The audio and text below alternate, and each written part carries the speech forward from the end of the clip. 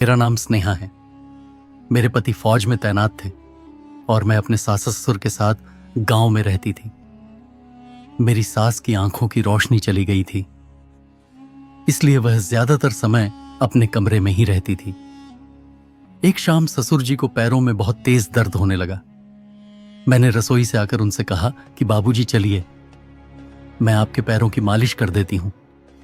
पहले तो उन्होंने मना किया, लेकिन मेरे कहने पर मान गए और बोले, ठीक है, अपने कमरे में चलो, वहीं कर लेना। मैं उनका हाथ पकड़कर धीरे धीरे सहारा देते हुए उन्हें उनके कमरे में ले गई। मैंने ससुर जी के कहने पर उनके घुटनों और जांघों तक हल्के हाथों से मालिश की, जैसे उन्होंने कहा था।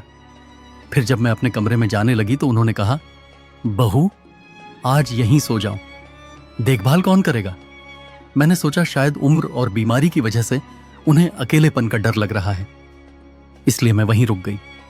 लेकिन सुबह जब मेरी आंख खुली तो मुझे खुद में कुछ अजीब सा महसूस हुआ। मेरे बाल उलझे थे, चेहरा थका हुआ था और शरीर में कुछ असामान्यता लग रही थी। मैंने ससुर जी की तरफ देखा, वो गहरी नींद में थे।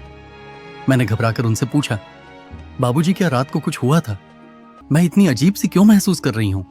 उन्होंने कहा, नहीं बहू, तुमने कोई सपना देखा होगा। दरवाजा तो अंदर से बंद था, लेकिन मेरे मन में सवाल रह गया, क्योंकि कुछ था जो सही नहीं लग रहा था। मैंने अपनी बात पर भरोसा बनाए रखा, क्योंकि मुझे अपने शरीर में जो बदलाव महसूस हो रहे थे वह किसी भ्रम का हिस्सा नहीं लग रहे थे। मैंने ससुर जी से कहा, बाबूजी, मुझे ऐसा लग रहा है जैसे किसी ने मेरी अस्मिता को छुआ हो।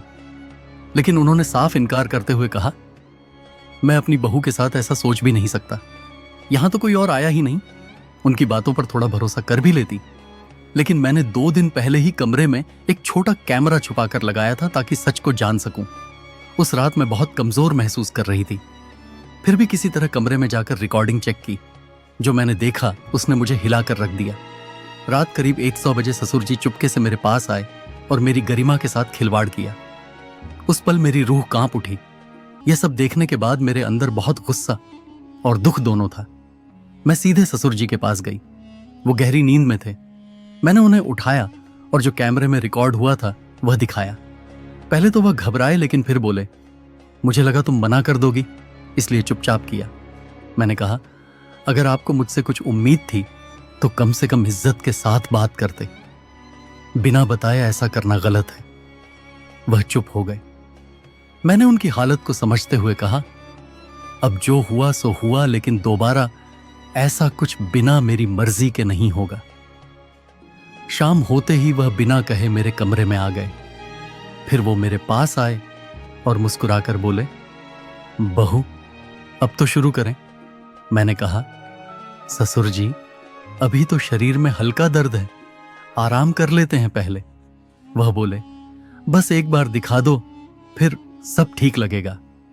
मैंने भी हल्के अंदाज में कहा, खजाना तो सामने ही है, अब देर किस बात की? उस पल उनका अंदाज कुछ अलग ही था, जैसे कई दिनों की खामोशी आज लफ्जों में बदल गई हो। उन्होंने कहा, बहू, आज तो मैं सब भूल कर बस तुम्हारा साथ चाहता हूं। समय कैसे बीत गया पता ही नहीं चला। फिर वह थक कर लेट गए। कुछ देर बाद उन्होंने दोबारा कोशिश की और इस बार जैसे कोई अधूरा सिलसिला पूरा हुआ। अगर आपको यह कहानी थोड़ी अलग, सोचने योग्य या जागरूकता बढ़ाने वाली लगी हो तो वीडियो को लाइक करें, अपने दोस्तों के साथ शेयर करें और अपने विचार नीचे कमेंट में जरूर बताएं।